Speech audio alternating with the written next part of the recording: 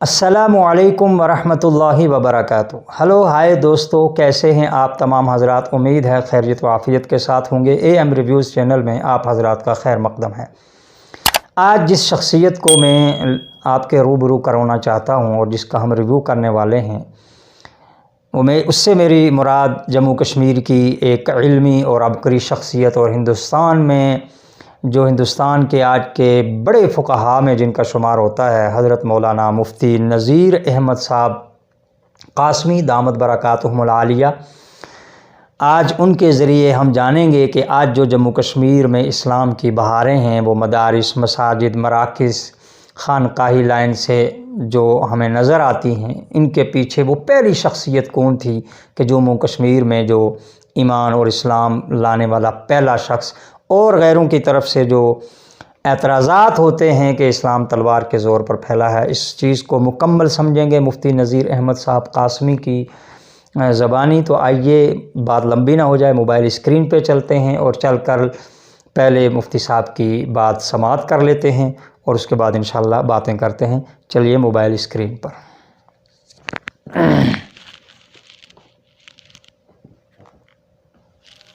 عبد الرحمن بلبل رحمہ اللہ تعالیٰ پہلا شخص ہے جو کشمیر میں اسلام کی دولت، اسلام کی نعمت لے کر کے آ گیا، وہ پہلا شخص ہے۔ سبحان اللہ۔ اور یہاں اس وقت جس آدمی کی حکومت تھی وہ غیر اسلام سے محروم انسان تھا، بدھسٹ، رنچن، رگیال بودھ رنچن، اس سے ملاقات ہوئی ہے اور رنچن مسلمان ہو گیا۔ عبد الرحمن بلبل رحمہ اللہ تعالیٰ کی تشریف لانے پر دنیا میں لوگوں کو کہتے ہیں تلوار سے اسلام پھیلا ہے، اور تلوار سے جو آدمی مسلمان بنے گا وہ تو مسلمان ہے ہی نہیں، بالکل بالکل، وہ تو اسلامی اس کو کہے گا تو مسلمان ہو ہی نہیں۔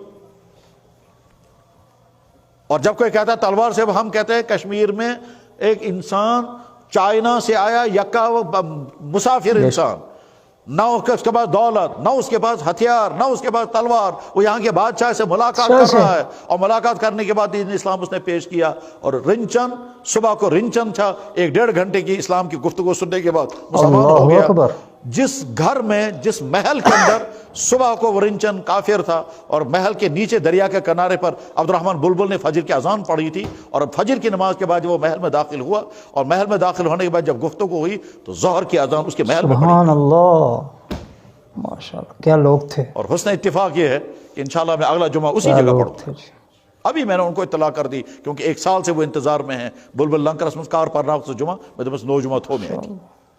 سبحان اللہ۔ پھر رنچن مسلمان ہو گیا، سیف الدین نام ہو گیا، صدر الدین نام ہو گیا۔ اس کے بعد تھوڑا سا اسلام پھیلا، چند ہزار لوگ مسلمان ہو گئے، عبد الرحمن بلبل کی وفات ہو گئی، صدر الدین کی بھی وفات ہو گئی، پھر حالات پلٹ گئے، پھر اور چیزیں صورتحال پیش آ گئی۔ اس کے عرصے کے بعد جب شاہ ہمدان رحمہ اللہ تعالیٰ کشمیر تشریف لائے تو حضرت کی شخصیت، اللہ کا فضل، ان کا کمال، محمود مزدکانی کی محنت، اور یہ سارا کس نے کرایا؟ سلام ہمارے نبی کی خدمت صلی اللہ علیہ وسلم۔ اب جب شاہ ہمدان آئے تو جناب شام کو ایک گاؤں میں جاتے تھے، گاؤں والوں کو جمع کرتے تھے، رات کو گفتگو کرتے تھے، صبح سے ساتھ ساری کلمہ گو مسلمان، سبحان اللہ، اور وہاں سے نکلتے تھے اگلے گاؤں میں 2 یا 2.5 سال تک کشمیر کے چپے چپے پر وہ اللہ کا بندہ پھیلا، پہنچا، اور یہاں اسلام کی بہار آ گئی۔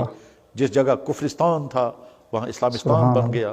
اللہ کا فضل، ان کی قربانی، اور یہاں کے ان اسلاف کی حق پسندی اور حق طلبی اور قسمت اور کوششیں، بے شک ہمارے اس آقا محسن محمد رسول اللہ صلی اللہ علیہ وسلم۔ ماشاءاللہ، آپ حضرات نے سماعت فرمایا ہے، واقعہ بڑی زبردست بات، کیا وہ لوگ تھے، چلے گئے، اللہ ان کے درجات کو بلند فرمائے۔